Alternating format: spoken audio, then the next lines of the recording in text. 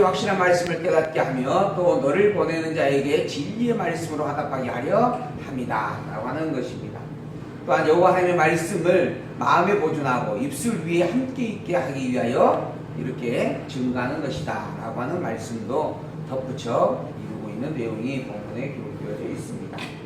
그래서 오늘 이 본문은 나라를 다스리시는 분이 누구냐라고 하는 것을 밝혀주는 내용의 의미를 많이 담고 있는 본문입니다. 그래서 그 주제로 보게 되어지면 왕가를 세우시는 여호와 하나님, 그리고 나라를 다스리시는 여호와 하나님, 그 나라를 다스리심에 대한 구체적인 훈계에 대한 내용의 말씀, 이 말씀이 오늘 22장 17절에서부터 27장까지 기록이 되어져 있는 말씀입니다. 이렇게 주제로 이야기할 수가 있다 말을 하고 있습니다.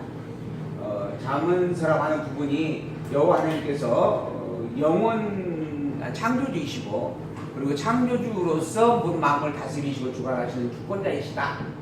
그런 여호와 하나님을 알고 경외하는 것이 지혜이고 명철이고 지식이다 라고 하는 것을 선포를 했습니다. 그리고 그러한 여호와 하나님은 또한 그러한 하나님의 여호와 되심을 알게 하기 위하여 지혜까지 주신다. 누구에게 주시는가? 언약 백성에게 주신다. 왜 주시는가? 하나님 당신께서 이미 창세된 영혼 안에서 당신의 백성으로 택하였기 때문이다 라고 하는 것이죠. 그런 말미암아 언약 백성은 창세된 영혼 안에서 예정함을 받았어요. 이 예정함이라고 하는 부분은 택자와 불택자로 예정함을 받았다라고 하는 이야기입니다. 그리고 이 택자와 불택자라고 하는 부분에 대한 승리를 하나님께서 세상을 통하여 드러내 주셨다라고 하는 것이죠. 그 승리 속에서 하나님은 지금 현재 솔로몬을 왕으로 세우셨고 솔로몬의 아들 르호보암을 지금 이제 그 왕으로 세워가게 되어집니다. 그런데 이 솔로몬 왕국이 르호보암 시대에 둘로 나누어집니다. 이게 이제 남쪽 유다와 북쪽 이스라엘로 나누어지게 되어집니다. 그리고 북쪽 이스라엘을 이끄는 자가 이제 여로보암이라고 하는 사람이 등장을 하게 되어지죠. 이 솔로몬이 하는 이야기입니다. 여호와를 알고 여호와를 경외하는 것이 지식과 지혜의 근본이고 명철이다. 왜 그러는가? 여호와 하나님은 창조주시기 때문이다. 그리고 여호와 하나님은 창조주로서 모든 만물의 주인이기 때문이다. 주인으로서 그 모든 만물을 주관하고 계신다. 주관자이시다. 그게 바로 여호와 하나님이시다. 그러므로 모든 만물은 다 여호와 하나님을 말미암아 있는 것이고 드러나지는 것이고 존재되어지는 것이다. 그 속에 여로보암도 있고 르호보암도 있다라고 하는 겁니다. 그러니 그런 주인 대신 이 모든 만사 만물의 주인 대신 여호와 하나님을 주인으로 인정하고 기억하고 경배하며 사는 게 그게 올바른 것이고 참된 것이다. 그게 진리이다. 그게 진실이고 사실이다 라고 하는 것을 가르쳐주게 되어지죠. 그러한 섭리 속에서 그러한 섭리를 행하시는 근본이 어디에 있는가 하면 바로 예정하심에 있다라고 하는 것이죠. 그리고 예정하심으로 말미암아 언약 백성으로서의 언약을 선포해 주었다라고 하는 겁니다. 그 언약이 바로 이 모든 것들을 확증해주는 증거의 섭리들이다. 그리고 이 르호보암은 이 언약의 백성으로서 택자의 언약을 가진 자이다. 그리고 이 여로보암은 이 언약의 백성이 아니다. 유기자이다. 그 증거가 뭔가? 하나님께서 언약으로 세워놓은 다윗 왕국을 떠나는 자이기 때문이다. 즉 하나님의 언약된 말씀을 버린 자이기 때문이다. 언약된 말씀을 버린다라고 하는 그것 자체가 그는 불택자라고 하는 사실을 드러내는 증거가 된다라고 하는 거죠. 또한 더불어서 반대로 말하면 그는 불택자이기 때문에 언약의 말씀을 버리게 되어져 있다라고 하는 거죠. 그리고 그 실제적인 삶이 언약을 버리는 삶의 길을 가게 되어지는 거죠. 그런 섭리 속에서 이 여로보암의 행태를 볼 때 그는 분명 불택자이고 하나님께서 버린 자가 틀림없으니 르호보암 너는 언약의 백성으로서 언약받지 아니한 언약에서 버려진 자인 이 여로보암과 함께하지 말라. 오직 너의 중심은 이 여호와 하나님에게 있어야 된다라고 하는 것을 계속해서 가르쳐주고 있는 말씀들입니다. 이것을 깨달아 알게 하기 위하여 하나님께서 솔로몬을 세우셨고 솔로몬의 입을 통하여 지금 증거의 말씀, 지혜의 말씀을 선포하게 해주고 계신다라고 하는 거죠.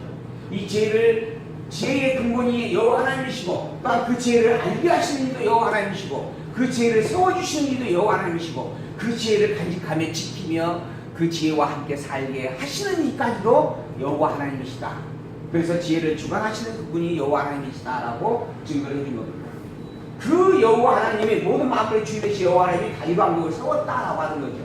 그래서 다윗왕국을 세웠고 이 세운 그 나라를 직접 다스리기까지 하신다. 그래서 이 다스림의 왕이 누구냐? 이 다스리는 진짜 참 왕이 바로 하나님이시다. 여호와 하나님이시다라고 하는 겁니다.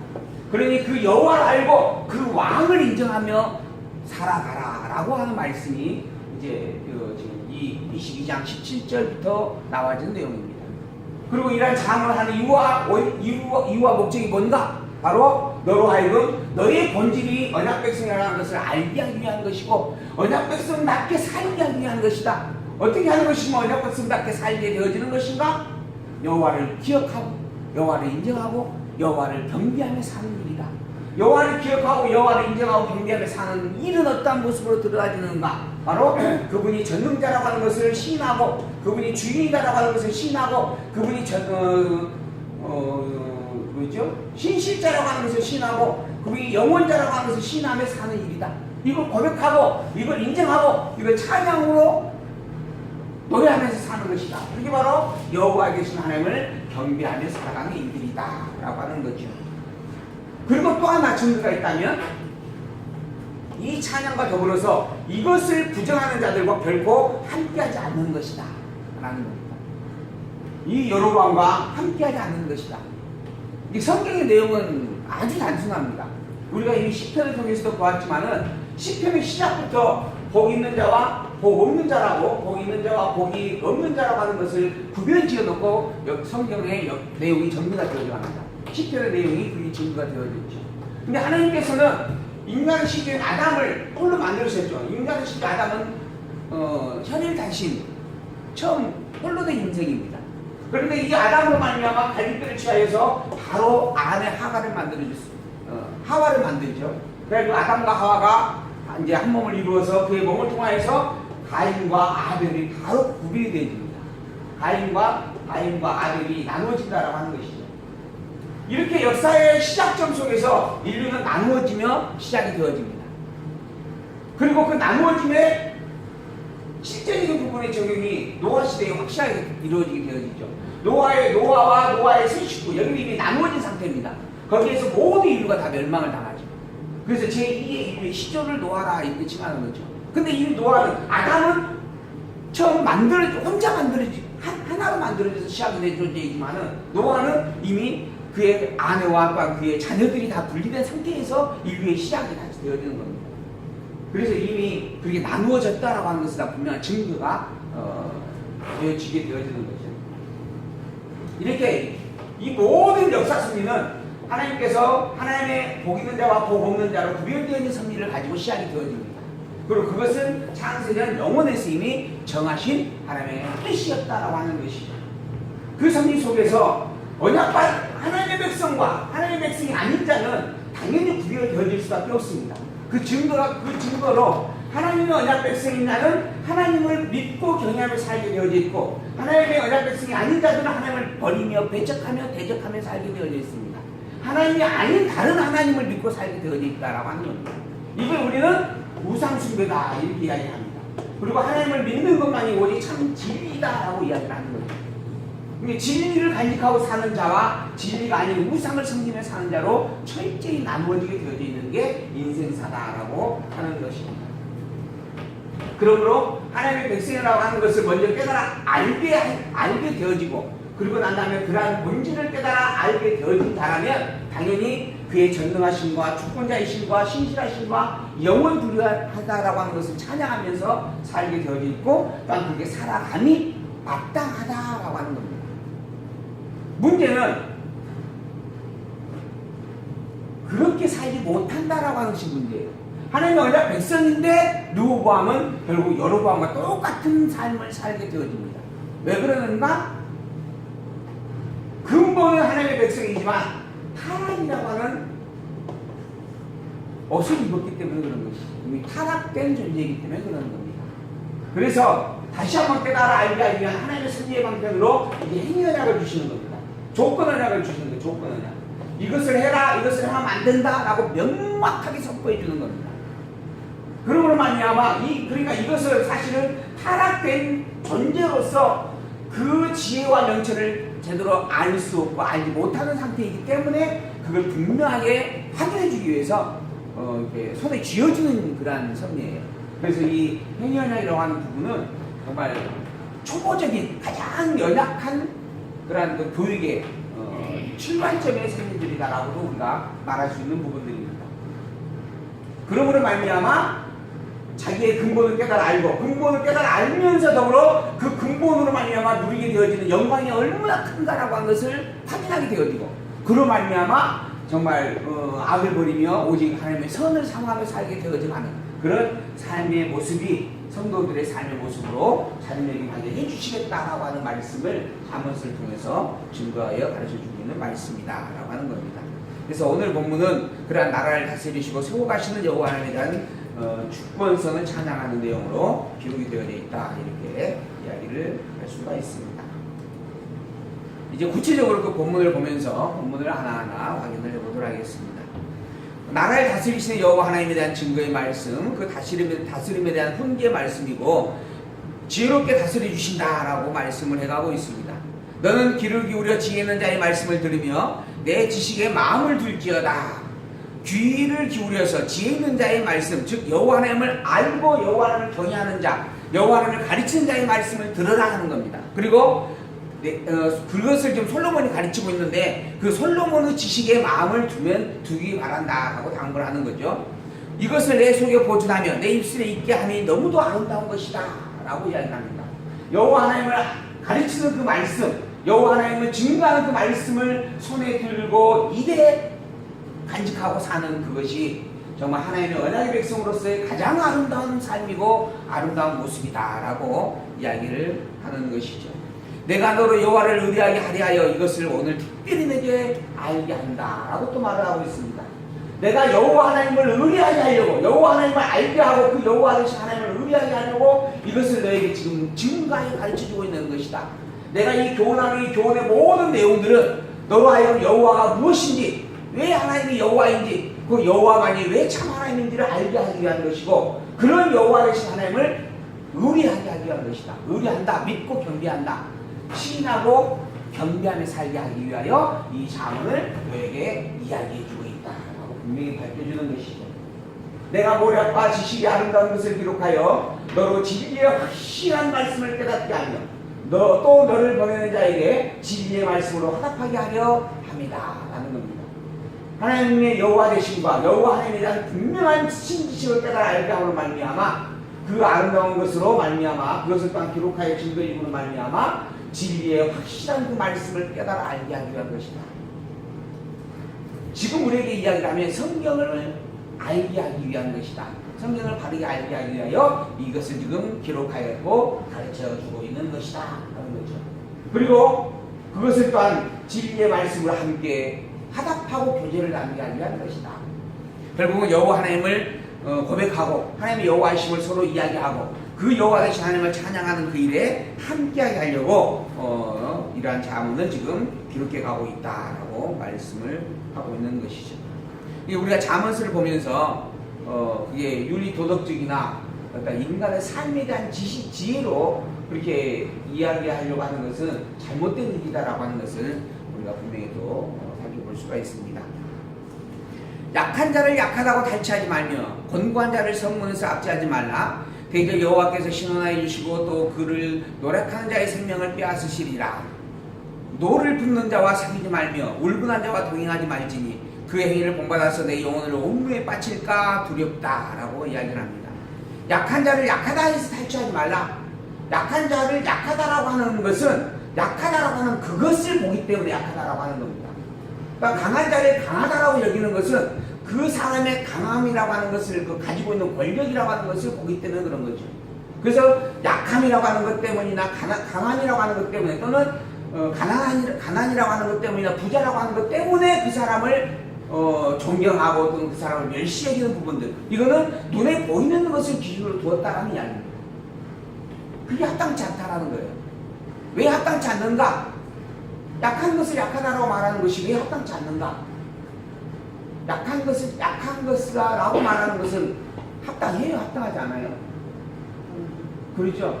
근데 약한 것을 약하다고 탈취하지 말라 그러죠? 이건 합당하지 않다 그래요. 그럼 약한 것을 약하다라고 인정하는 것과 약한 것을 약하다 하면서 탈취하는 것은 뭐가 차이가 있어요? 뭐가 달라요? 약하다라고 인정하는 것은 약함 자체를 보는 것이지만은 약하다라고 해갖고 그 약함을 짓누르고 억압하고 착취한다라고 하는 부분은 그 약함 자체를 나의 행동의 기준점으로 삼았다라고 하는 것이 되는 거예요. 그러니까 약한 것을 약하다라고 말하는 것 자체를 부정하는 게 아니에요. 그 약함이 누구로 말미암은 것인가라고 하는 것을 인정하느냐 인정하지 않느냐 이걸 이야기하는 겁니다. 그것을 그 약한 그 사람 자체로 본다고 보기 때문에 그 약한 사람을 탈취하는 것이지, 그 약함이라고 하는 부분의 주인이 여호와 하나님이라고 하는 것을 안다면 결국 여호와 하나님을 상대로 해서 탈취할 수는 없잖아요. 그러니까는 여호와 하나님을 중심에 뒀느냐 아니면 그 인간이라고 하는 눈에 보이는 현상을 중심에 뒀느냐라고 하는 것에 대한 이야기입니다. 그러나 약한 자를 약하다고 해서 탈취하지 말라. 본관 자를 성문에서 압제하지 말라. 왜? 그 주인이 그 주권자가 여호와 하나님 때문이에요. 그 여호와 하나님께서 그를 약하게 만들어 놓으셨다라고 하는 겁니다. 그리고 또 여호와 하나님께서 그를 언제든지 강하게 또 세우실 수도 있는 분이에요. 그런 여호와 하나님께서 하시는 일인데 그것을 그 여호와 하나님을 기억하지 아니하고 그 약한 그것을 통하여서 탈취하고 권관을 압제하는 것, 그것은 여호와께 합당치 않는 일이다. 여호와를 인정하지 않는 일이다. 그러므로 여호와 하나님께서 그를 신원하여 주시고 그를 노력한 자의 생명을 빼앗으실 것이다. 왜? 여호와 하나님을 인정하지 않고 행하는 일이기 때문에, 여호와 하나님을 대적하는 일이기 때문에 그렇다 하는 거예요. 그러니 그러한 일들을 행하지 말라. 노를 품는 자와 사귀지도 말고 울분한 자와 동행하지도 말라. 노를 품는 자, 울분한 자, 즉 자기 감정을 가지고 이렇게 표출하면서 살아가는 자들이죠. 그런 자들과는 함께 사귀지도 말고 동행하지도 말라. 왜 그러는가? 이건 역시 자기의 감정을 기준에 두고 사는 자이기 때문에 여호와 하나님을 기준에 둔 자는 아니다라는 이야기예요. 그런 의미에서 그러므로 여호와 하나님을 기준에 두지 않은 그들에게 그들과 함께하지 말라. 또 더불어서 그러한 그들과 함께하게 되어지면 그 행위를 본받아서 내 영혼을 올무에 빠칠 수 있다라고 하는 겁니다. 이게 인간의 연약함이에요. 눈에 보이는 환경과 현실에 따라서 많이 좌지우지 되어져 갈 수밖에 없습니다. 그런 부분 속에서 내 주변에 있는 모든 사람이 악을 행하는데 다 잘 돼. 그러면은 악을 행하는 것이 너무 자연스럽고 당연한 것이 되어져 버립니다. 그게 부를 얻을 수 있는 방법으로 여겨지게 되어진다라고 하는 거죠. 그래서 같이 나도 부자가 되고 싶은 마음이 있으면 악을 행하게 되어져 간다라는 거죠. 결국은 하나님을 점점 잊어버리게 되어지고 자기 중심으로 자기 좋은 대로 눈에 보이는 현상을 기준에 놓고 살아가게 되어진다라고 하는 겁니다. 그게 염려가 되어지기 때문에 그렇게 행하지 말라. 너는 사람으로 더불어 손을 잡지 말며 남의 빛에 보증이 되지 말라. 사람을 의지하지 말라 하는 겁니다. 또 사람에게 의지가 되어지지도 말라 하는 거죠. 만일 갚을 것이 없으면 내 누운 침상도 빼앗길 것이라. 내가 어찌 그리하겠느냐. 내 선조에 세운 옛 지계석을 옮기지 말라. 선조들이 세웠던 옛 지계석, 이거 여호와 하나님께서 여기에다가 이렇게 말뚝을 세워 놓아라 해가지고 세웠던 지계석입니다. 그게 신명기서에 나왔던 이야기들입니다. 여호와 하나님께서 이스라엘 백성들을 이렇게 가나안 땅으로 인도해 가시고, 그리고 그곳에서 각각 지형을 다 이렇게 지도를 그려서 분배해 주시면서 경계선을 다 이렇게 세워 놓도록 하였습니다. 여기가 여호와 하나님께서 너희들이 준 땅이다라고 하는 것을 서로 확인하게 한 것이죠. 그래서 그 지계석은 곧 여호와 하나님께서 이 땅을 이미 정하신 대로 확정하여 우리에게 주었다라고 하는 증거물이 되어집니다. 그래서 지계석을 함부로 옮기는 것은 여호와께서 하신 일을 부정하는 일이다라고 하는 의미가 되어지는 거죠. 그러니 지계석을 옮기지 말라 하는 겁니다. 여호와의 말씀을 옮기지 말고, 여호와의 말씀을 잃어버리지 말고 여호와의 말씀을 붙잡고 살아가라 하는 의미가 담겨져 있는 내용이다라고 하는 것이죠. 29절, 내가 자기 사업에 근실한 사람을 보았느냐? 이러한 사람은 왕 앞에 설 것이요 천한 자 앞에 서지 아니하리라. 자기 사업에 근실한 사람, 자기에게 주어진 현재의 일에 최선을 다하며 살아가는 사람, 성실한 사람, 그러한 사람은 왕 앞에 설 자이다. 결코 비천한 자가 되지 아니할 자이다. 그러면 자기 앞에 성실하고 근면하게 살아가는 사람은 어떠한 사람인가? 매일 순간 정말 하루의 삶을 위하여서 열심히 땀 흘리며 예수님을 수고하며 절제하며 근면 성실한 사람을 가리키는 것인가? 여호와를 인정하는 사람이다, 이런 의미예요. 여호와를 인정하는 사람. 여호와 하나님께서 내게 주신 일이다, 이 일이. 바로 이 일 자체를 멸시하거나 또는 배척하지 아니하고 그 일을 주어진 일로서 최선을 다하며 살아가는 충성된 그러한 삶의 모습을 가진 자, 즉 여호와 하나님을 아는 자, 여호와 하나님을 주인으로 인정하는 자의 삶이다라고 하는 겁니다. 그래서 그러한 사람은 왕 앞에 설 것이다 하는 거예요. 왕이라고 하는 그 대단한 통치의 권세를 가진 자, 여호와 하나님 그러한 권세자 앞에 설 자이다. 그리고 천한 자 앞에서 서지 아니한다. 결국 멸망되지 않는다, 이런 의미예요. 그래서 내가 관원과 함께 앉아 음식을 먹게 되거든 삼가 내 앞에 있는 자가 누구인지 먼저 생각을 하라. 그리고 내가 만일 탐식자이거든 내 목에 칼을 둘 것이라. 그 진찬을 탐하지 말라. 그것은 간사하게 베푼 식물입니다. 지금 누군가가 나를 초청을 했어요. 그래가지고 아주 화려한 식탁에 함께 초대해가지고 밥을 먹습니다. 그럴 때 왜 이 사람이 나에게 이 자리를 베풀었는가라고 하는 것을 생각을 해보라 하는 겁니다. 이 사람이 무엇 때문에 베풀었는가? 이 사람이 과연 여호와 하나님의 교제 속에서 나를 부른 것인가? 아니면 탐심을 위하여 불러낸 것인가? 간사한 뇌물로서 베푼 일인가? 이것을 생각해 보라 하는 겁니다. 그리고 만약에 그게 나의 탐심이나 간사한 뇌물의 자리로 간다면 내 목에 칼을 두어라 라는 이야기예요. 먹지 말라는 이야기입니다. 그 자리에 가지도 말라, 함께 하지도 말라. 그것은 인간들이 자기 기준에서 하는 일들이고 여호와 하나님을 알지 못하는 자들이 행하는 악한 일들이다 라고 하는 의미의 이야기이죠. 그러므로 그러한 것들을 행하지 말고 오히려 여호와 하나님 앞에서 그 일의 진심이 무엇인지를 분명하게 살피고 깨달아 보아라 하고 말씀을 해주고 있는 내용입니다. 부자 되게 애쓰지 말고 내 사사로운 지혜를 버릴지어다. 부자 되게 애쓰지 말래요. 근데 사람은 모두가 다 부자가 되기 위해서 살아가죠. 어제 결혼식이 있어서 결혼식장을 갔는데 거기서 이제 인사를 이렇게 어르신들 이렇게 집안 대소사에서 갔는데 이제 어르신들 듣고 이제 인사를 드리러 갔습니다. 그리고 인사를 드리면 다 인사의 내용이 뭐냐면 요즘 잘 살지? 그러거든요. 요즘 건강하게 잘 살고 있지? 하는 일은 잘 되고 있지? 그 말이 다 결국은 사람의 살아가는 삶의 방향이 결국은 조금 더 많이 부자의 삶을 살기를 소망하고 있다라는 의미의 내용들이죠.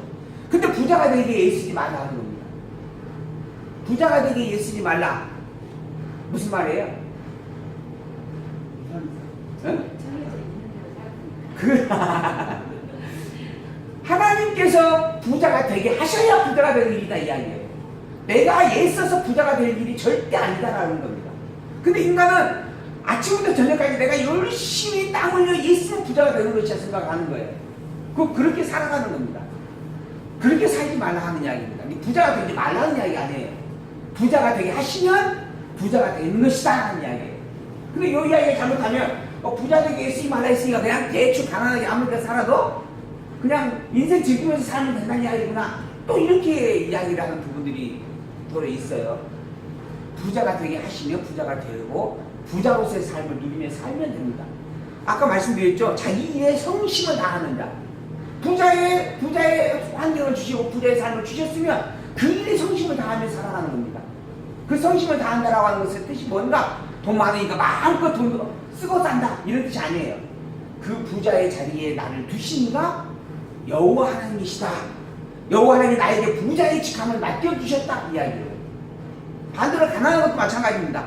여호와 하나님이 나에게 가난함을 맡겨주셨다. 그러니 가난하게 살면 돼요. 이 말하고 똑같은 말이에요. 가난하게 살아도 아무 의미가 뭐죠? 그걸로 인해서 나보다 더 가진 사람에 대하여서 이렇게 좀 자격지심을 가지거나 이럴 필요가 없다라고 하는 거예요. 나를 가난한 자리에 두게 하신 이가 누구이신가? 바로 여호와 하나님이시다. 나를 부유한 자리에 두게 하신 이가 누구이신가? 바로 여호와 하나님이시다 하는 겁니다. 그걸 알고 기억하며 사는 게 복 있는 자다라고 하는 겁니다.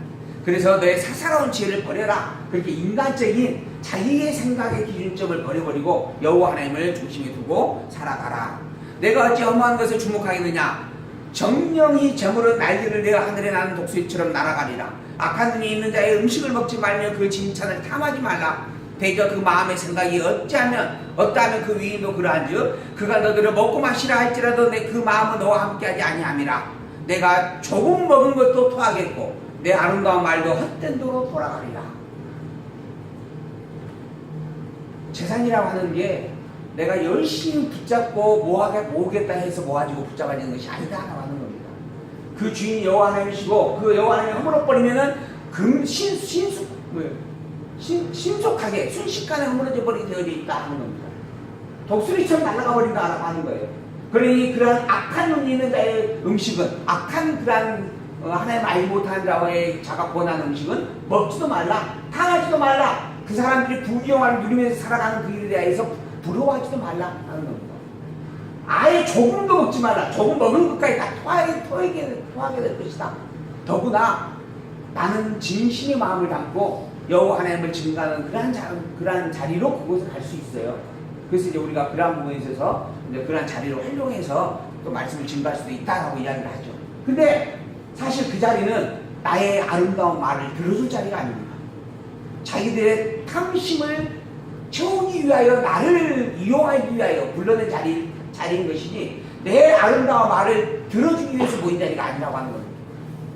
내가 하나님의 말씀을 증거해도 결코 그들의 귀에 들릴 것이 아니다라는 이야기. 그러니 오히려 나의 아름다운 그 말 자체가 헛되게 되어져 버린다는 거예요. 그러니 처음부터 그런 자리는 가지도 말라 하는 이야기. 이게 하나님의 백성과 악인의 관계입니다. 하나님의 백성과 악인은 결코 함께 있을 수가 없습니다. 하나님의 백성이 아무리 마음의 여유로움과 마음의 평안함을 가지고 그리고 베풀고자 하는 그런 마음을 가지고 그 사람을 대한다 해도 상대방은 그러지가 않아요. 상대방의 마음은 오히려 악함으로 가득 차 있고 나를 속이기 위하여서 그 자리를 이용을 하고 있을 뿐이다라고 하는 것입니다. 미르는 자의 귀에 말하지 말지니 이는 그가 내 지혜로운 말을 업신여긴다. 업신여기기까지 한다고 그러잖아요. 들어주지 않을 뿐만 아니라 오히려 그 말은 거짓말이다, 헛된 말이다 라고 비아냥거린다는 이야기입니다. 용납하지 않는다는 것이죠. 옛 지계석을 옮기지 말며 외로운 자식의 밭을 침범하지 말지어다. 대저 그들의 구속자는 강하시니 너를 대적하사 그 원을 펴시리라. 그 모든 이들의 구속자, 주권자예요. 주권자. 그게 바로 여호와 하나님입니다. 그분은 강하신 분입니다. 그분을 상대하는 일이에요. 나는 단순히 눈에 보이는 인간을 대하였을 뿐이지만 실상은 그 주인 되신 여호와 하나님을 상대하며 살아가는 일이다라고 하는 겁니다. 그러니 눈에 보이는 그것으로 전부로 여기고 그를 멸시하고 천박하게 여기는 것 자체가 또는 그런 악인과 함께 한다라고 하는 것 자체가 어불성설이다. 그거는 있을 수 없는 일이고 있어서도 안 될 일이다라고 하는 가르치는 내용들입니다. 오직 여호와 하나님을 중심에 두고 여호와 하나님의 선한 뜻을 분별하면서 살아가는 게 참된 지혜의 섭리들이다. 그래서 그 훈계에 착신하며 지식의 말씀에 귀를 기울이라. 훈계, 여호와를 증거하는 가르침에 대해서 깊게 생각하고 그 가르침의 말씀들에 귀를 기울이고 마음에 두고 그리고 입으로 찬양하며 살아가라라는 당부의 말씀이죠. 아이를 훈계하지 아니지 말라. 여기에 이 아이라고 하는 표현이 있어요. 이건 어린 자를 가리킵니다. 아직 하나님의 백성이지만 말씀으로 훈련을 받아야 하는 자, 아직 말씀에 대한 깊이를 깨달아 알지 못하는 자예요. 그런 아이를 훈계하지 아니지 말라. 훈계하지 아니지 말라. 무슨 말이에요? 훈계해라 하는 말입니다. 이게 아니지 말라라는 말은 부정으로서 강한 강조의 뜻이 있어요. 그러니까 반드시 훈계하라 이런 뜻이에요. 누구를? 아이를 훈계하라는 겁니다. 어떤 아이? 하나님의 언약 백성인데 아직 하나님을 깨달아 알지 못하는 어린 자. 즉 솔로몬에게 있어서 솔로몬 아들 르호보암이 그를 때려싸도 가르치라 하는 이야기입니다. 요즘은 그런 이야기 나오죠. 꽃으로도 때리지 말라. 보셨어요? 혹시 그 책? 꽃으로도 때리지 말라. 저희 가게에서도 몇 번 그 책을 팔아먹은 기억이 있어요. 그게 이제 김미자 씨인가요? 네. 김미자 씨인가 그분이 있었다 그러죠. 정말 애들은 정말 꽃으로도 때릴 수 없는 그런 너무 귀중한 소중한 존재들이다. 이런 의미의 내용들이 있는데요. 근데 그만큼 이제 뭐죠? 그 사랑으로 보듬어 줘야 된다 이런 의미의 내용입니다. 그런데 그 사랑이라고 하는 표현에 대한 부분을 오해를 해가지고 그냥 절대 때리면 안 된다, 모든 것을 용납하고 수납해 줘야 된다, 뭐 이런 부분으로 받아들이는 경우들이 있습니다. 나의 사랑하는 아이가 사망의 길을 찾아서 갑니다. 그게 사망의 길인지를 모르고 가고 사망의 길로 갈 자들이 유혹하여서 그 유혹을 당해가지고 함께 가고 있어요. 그 자식을 그냥 내버려 두는 부모가 있겠는가? 그렇게 내버려 두는 것이 자식이 지가 좋아서 하는 일인데 내버려 두는 것이 만약 사랑이라 할 수 있는가? 이런 경우는 뭐가 필요해요? 사랑의 매가 필요하다 그러죠. 그럼 사랑의 매가에서 때리면 또 전화로 이제 고소하죠. 유튜브에 다 올리고. 그래가지고는 이거 때렸다 해가지고 이거 사랑의 매냐 아니냐 해가지고 또 한참 또 토론도 하고 많이 그러잖아요. 그러다 보니까 아예 때리지 않는 것 자체가 이제 능사가 되어져 버리는 그런 시대에 지금 살고 있고, 그리고 그거 자체가 사실은 철저히 개인주의화 되어져가는 하나의 징표들입니다. 근데 그게 과연 하나님의 뜻에 합당한 것인가? 그런 현상들은 성경적으로 보면요, 종말을 향해 가는 일입니다. 결국 옳은 길이 아니라는 거예요. 옳은 길로 가는 방향이 아닌 겁니다.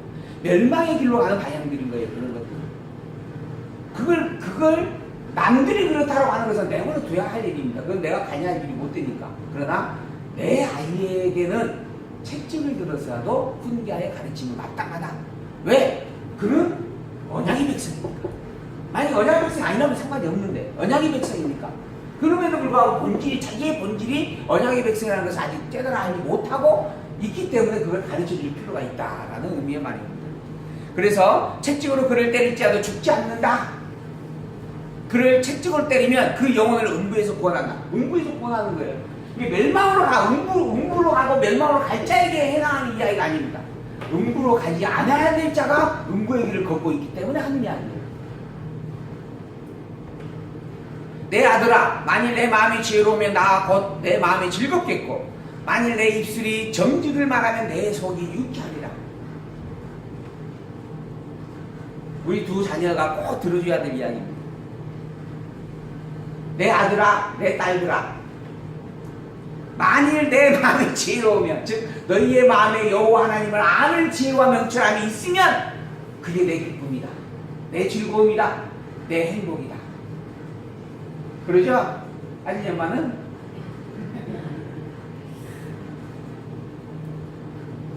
만일 내 입술이 정직을 말하면 내 속이 유쾌하리라. 이 정직이 남을 속이지 않는다, 이런 단순한 이야기가 아니에요. 이 정직이라는 단어도 여호와를 알고 경외한다 이런 뜻입니다. 너의 입술이 여호와를 기억하고 여호와의 이름을 선포하고 여호와를 고백하며 산다면 그게 나의 참된 기쁨이고 행복이다. 내 속이 참으로 유쾌할 것이다.